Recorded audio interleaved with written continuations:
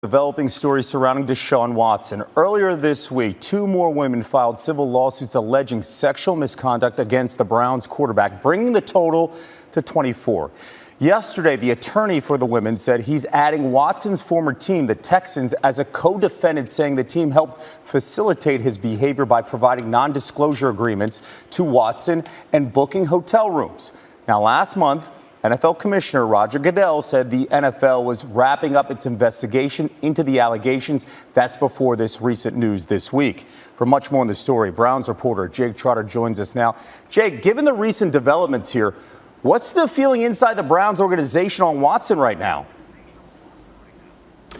Yeah, Kevin, coming out of the Watson trade, people I spoke to in the Browns organization were predicting a suspension somewhere in the 4 to 6 game range. Some people were more optimistic, fewer games potentially, maybe no suspension at all. Some people more pessimistic, maybe more games potentially. But I can tell you, in the aftermath of the events of the last 2 weeks, there are people in that building that are bracing for a more significant suspension. And, the other part of this, the other quarterback news this week, the Browns excused Baker Mayfield from attending mandatory minicamp next week. The Browns, I'm told, have no intention of Baker Mayfield ever playing another down for them ever again.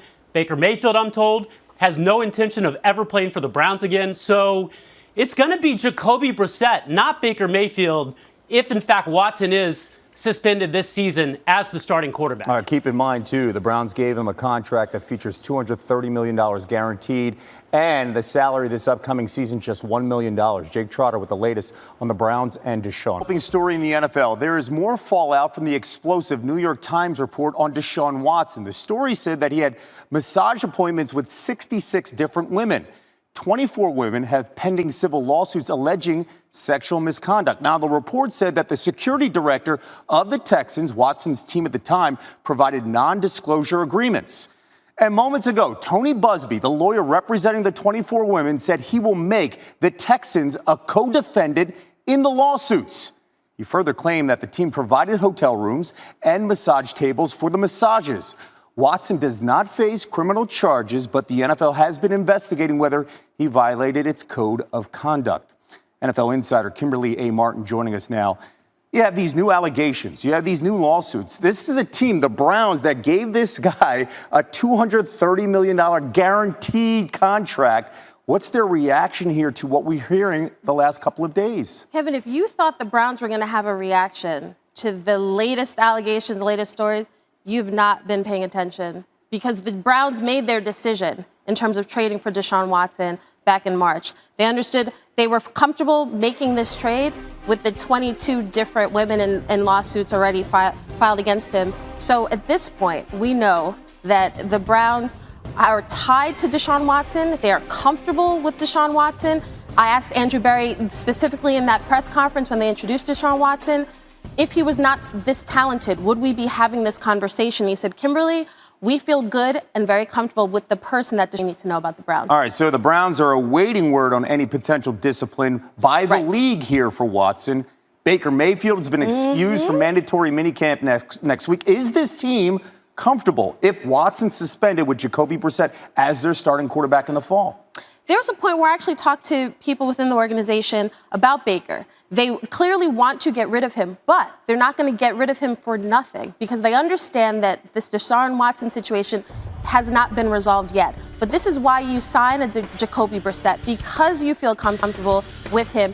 He is going to be a stopgap. At some point, Deshaun Watson will be on the field. But until then, you have options. It may not be the best option, but this is why they went out and got 2 different quarterbacks to put in their QB room, knowing that they were going to move on from Baker Mayfield at some point this offseason. Keep in mind, too, they owe $19 million to Baker Mayfield. That is guaranteed for this upcoming season. The Browns open up their season week 1 at Carolina before hosting the Jets and the Steelers. Kimberly. Yeah, I understand, Jake, the question. I think for me, I'm going to be respectful of the investigation, of the legal proceedings. I'm going to let that play out. Yeah, again, I can't add much. I'm going to let both the investigation and the legal proceedings play out. Yeah, I think, Nate, we're here making sure that we get good practice in. The guys did a nice job out there today. I'm not going to comment past that. But I think we got to be respectful of the process, be respectful of the legal proceedings. I understand why you have to ask that, Daryl, but I'm just going to be respectful of the process and let it play out.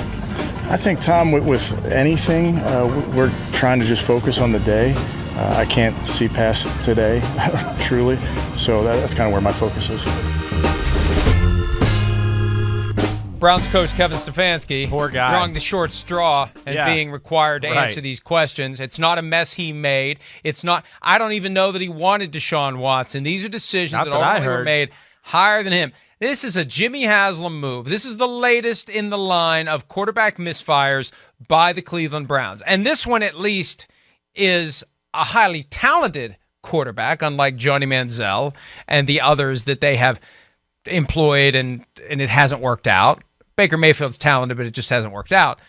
With Watson, it's the complete and total underestimation of the way things continue to go off the rails. And I don't know that anybody could have foreseen the specific developments that we've witnessed over the past week and a half, but you can't say you're surprised by it. These are all natural consequences of trading for a guy and giving him a $230 million fully guaranteed contract when he has 22 pending cases, when he's represented by a lawyer who has shown a propensity for the dramatic and the theatrical.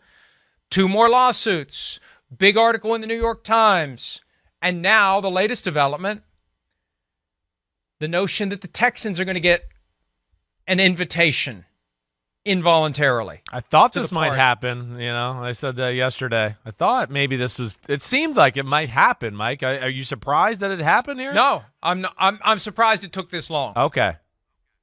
And it makes me see, here's where the Browns and everybody else needs to watch and understand what's going on here. Tony Busby realizes the benefit in waiting. You don't have to do everything all at once. You don't have to sue the Texans out of the gates. He has, from an evidence standpoint, collected, I assume he believes, sufficient proof that makes his claims against the Texans even stronger. But it's a different vibe if the Texans get joined to the lawsuits before Deshaun Watson is traded than after he's traded. And it just adds to this sense that it's an avalanche. It's out of control right now. The court of public opinion is teetering on the brink of a conclusive verdict of guilty of Deshaun Watson. And all this is happening while the league is trying to figure out what to do. But every day it's something else. And it doesn't surprise me it happened. It does surprise me it took this long. And now it changes the dynamics if and when the Texans are added to this, when they're added to this as a defendant. Because now the league is kind of pulled into this mess. So there's actual skin in the game for the NFL. For all of these other personal conduct policy issues that the league has dealt with, there hasn't been a component where someone is trying to raid the coffers of an NFL franchise. Now, on top of everything else that Deshaun Watson has brought to the NFL by way of distraction and bad press, now this whole thing is causing a real financial liability for one of its teams. I mean, what do you think? Like, what is he going to say, or what's he going to claim here from the Texans as far as making them defendants? That they just had knowledge of this stuff, that Watson was doing this? That's basically what he's going to lump them in here with Watson? That they were part of a cover-up or turned a blind eye to it? What exactly do you think he's trying to say here? That they knew or should have known what Deshaun Watson was doing. They knew or certainly should have known. There it is, 5 lines up from the bottom of the statement from Tony Busby yesterday. They knew or they should have known. We talked about that yesterday. Right. As it related to the comment that was made on social media, the threat from the woman who ended up being the 23rd plaintiff to Deshaun Watson, I will expose you, with text messages and Cash App receipts. He talked to the director of security about it. The director of security responded by giving him a non-disclosure agreement to use at these massages, instead of telling him, stop what you're doing. If you need a massage, you've got facilities here.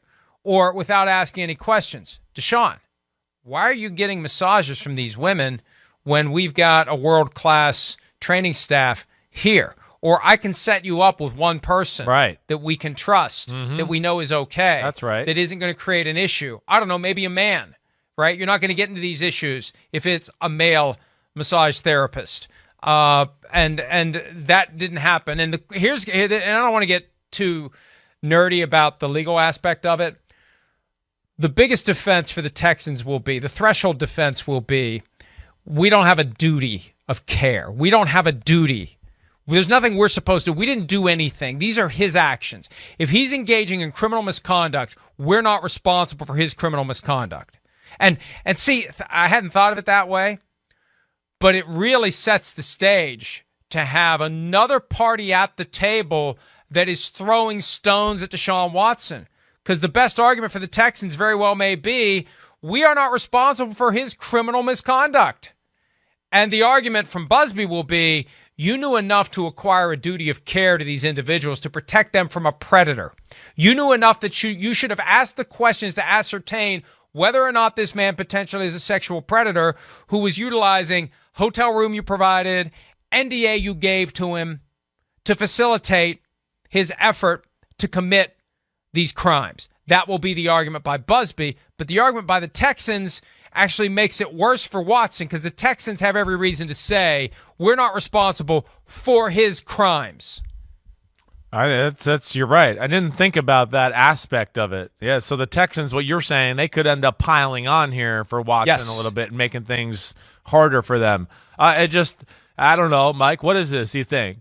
Day 12, 13 in a row of just one haymaker after another from Busby and that side, just crushing Watson in the court of a public opinion? That to me is, again, it's just like, Mick, stop the bleeding in the Watson corner right now. It just gets worse every single day. It really does. And, I think you're right. With the paid leave or whatever, I think the pressure's on the NFL here that they're going to have to make a pretty big decision here pretty soon. They're going to have to. One thing that Busby is doing, regardless of whether you agree with his tactics, he is following legitimate news coverage of the event with a strategic move on the chessboard. The HBO Real Sports story 16 days ago. They followed that up the following Tuesday, the first business day after Memorial Day weekend, with lawsuit number 23. The New York Times story comes out on Tuesday. The next day, Tony Busby says, after the Times story gets into the Texans' role in all of this, that's when Busby says, I'm suing the Texans. See, it's a different vibe if it's Busby out of the blue saying, hey, I'm going to sue the Texans. But the New York Times story gives credibility to the idea that the Texans may have some responsibility. So he doesn't look like an ambulance chaser when he chases the New York Times story with his intention to sue the Texans. There's a genius to this, and that's what Rusty Hardin's dealing with. What do you think the Texans, just from your legal expertise and following things like this, I mean, do you think there's some burden on the Texans here to know that or do that? I mean, again, it's like, I want to say a little bit like to defend players, they're always held to, you can't do conduct detrimental to the shield and things like that, right? Okay, well, you could in some ways go, hey, team, if some guys are being bad and doing all that, you're not doing things that are helping the shield here. And so there's part of me that just, wonders about that aspect a little bit, I guess. The truth is, I don't know enough about the specifics of the legal system in Texas to know whether and to what extent these cases will, to use a technical term from my cousin Vinny, hold water. But I do know this, that when the director of security for the Houston Texans catches wind of some potential issue with Deshaun Watson and massages and I could destroy you if I want to, I could expose you if I want to, the answer to that should not be give the guy a non-disclosure agreement that he can take to these massages to get them to sign it so he keep their mouths shut. The goal should be to get Deshaun Watson to avoid to do the kinds of things that people wouldn't keep their mouths shut about. That's what should have happened. So morally, not legally, but it kind of covers both. The move should have been to have a heart-to-heart with Deshaun Watson and get him to stop doing things that would lead to these kinds of threats being made. So they got a problem, and they can blame it on their director of security because I think that's the person who handled this the wrong way.